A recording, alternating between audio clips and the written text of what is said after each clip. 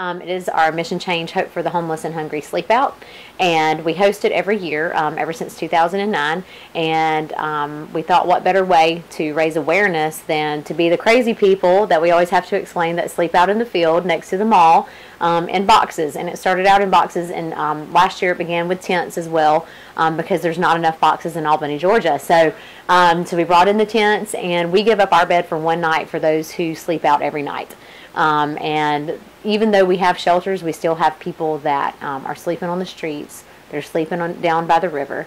They're sleeping in boarding houses. They're sleeping in their cars. There's so many different faces of homelessness. So we want to raise awareness about those faces of homelessness. And so what better way than to sleep out on a 32-degree night, which is usually the coldest night of the year, is what the meteorologists have been telling us, and actually survive the night. And even though it's not exactly like being homeless or being on the streets, you can still get a feel of what people go through when it is that temperature. When you don't have a bathroom to go to and you have to go to a porta potty, you know, that's just a few feet away, but it's so cold outside that you don't even want to come out of your box or your tent or from under your covers because you know you've got to go that far.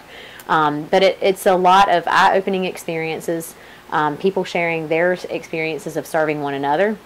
The folks that we have served throughout the year have come and tell their story about where they were, where they've been, where they're at now, and what their goal is.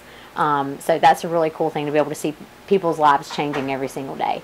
And also, you know, at the end of the night or at the end of the morning, and when everybody's getting up, it's interesting to hear their conversation before the sleep out starts and during the sleep out, and then when they wake up the next day, and then we end up getting emails and Facebook messages and Twitter messages of how thankful people are for the things that they do have.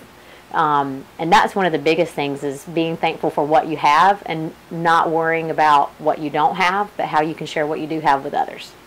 And I think it's a really cool thing because it's grown every single year. And last year we had over 100 sleepers, and we're hoping for 100 or more this year. And it's just a very eye-opening experience for the community to come together to share their stories. And this year especially, we're doing poetry. We're partnering with the Downtown Art Coalition. We've got musicians that are writing songs just to share for that night that talk about our city, and the poverty that we have, and about the hope that we can give, about loving one another and coming together to actually stop what's going on and be a part of something good and bring the change back into our city. So.